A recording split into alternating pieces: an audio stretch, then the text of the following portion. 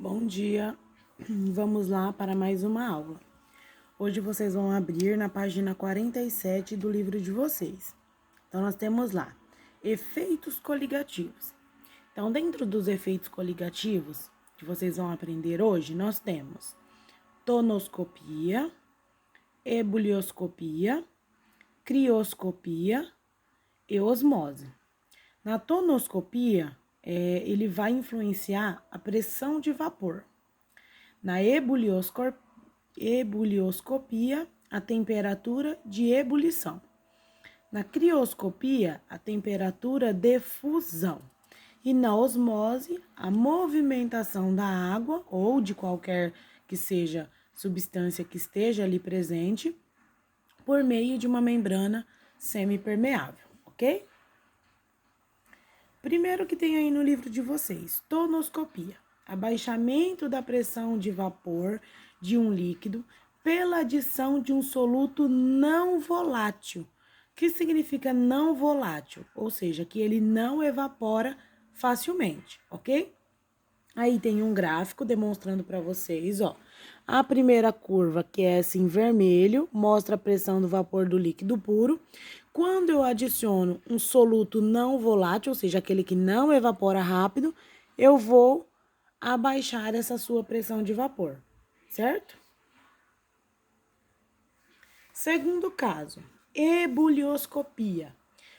Aumento da temperatura de ebulição pela adição de um soluto não volátil.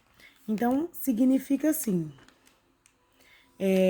se eu adiciono qualquer soluto não volátil, um exemplo, açúcar ou sal, e uma substância pura, no nosso caso a água, eu vou aumentar a sua temperatura de ebulição. Um exemplo para vocês é quando a água demora mais para começar a ferver. Quando ela está pura ou quando ela está com uma quantidade de açúcar ou sal, no caso, né? Quando ela está com uma quantidade de açúcar ou sal, ok? Então, na ebulioscopia, eu aumento a temperatura de ebulição devido à adição de um soluto não volátil. Crioscopia. Nós temos a diminuição da temperatura de fusão de um líquido pela adição de um soluto não volátil também. Então, olha lá, a água pura, ela vira gelo a 0 graus. Se eu adicionar glicose, por exemplo, que é açúcar, ela vai virar gelo a uma temperatura de menos 0,93. Ou seja, eu diminuí a sua temperatura de congelamento, também chamada de temperatura de fusão, ok? Por esse motivo da crioscopia, que em países que neva muito, eles jogam sal no gelo, porque o sal vai diminuir a temperatura e vai fazer a água ficar no estado líquido novamente.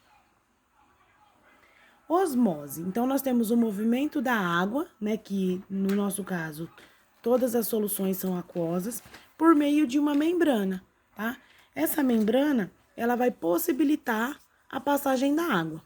Aí, na apostila de vocês, ele traz o exemplo de uma célula.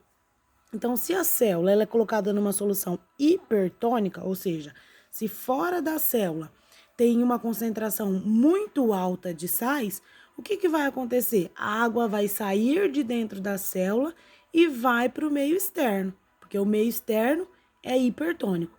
Nesse caso, a célula vai ficar murcha, ok? Se eu tenho uma solução isotônica, ou seja, com concentração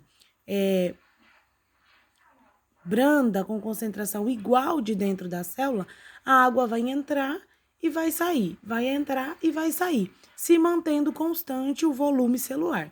E se eu tenho uma solução hipotônica, ou seja, com uma concentração menor do que dentro da célula, a água tende a entrar na célula, fazendo a célula ficar muito cheia e acabar, às vezes, até rompendo, ok? Osmose reversa. Então, se na osmose a água vai do meio menos concentrado para o meio mais concentrado, na osmose reversa ela vai acontecer ao contrário. Eu vou aplicar uma pressão sobre essa solução e fazer com que a água saia do meio muito concentrado e vá para o meio pouco concentrado, ou seja, vai se movimentar contra o sentido natural, tá? Aí no livro de vocês, para a osmose reversa, eles trazem um exemplo de dessalinização da água do mar. Então, aplica uma pressão chamada de pressão osmótica e faz com que a água passe por uma membrana semipermeável e os sais, né, os sais minerais contidos na água, fique do lado mais concentrado, ok? Agora é a vez de vocês. Vocês vão realizar as atividades das páginas 54, 55 e 56. Se vocês não conseguirem, tiverem alguma dúvida, a professora vai estar disponível para realizar essas atividades junto com vocês, ok? Qualquer dúvida, manda um alô aqui.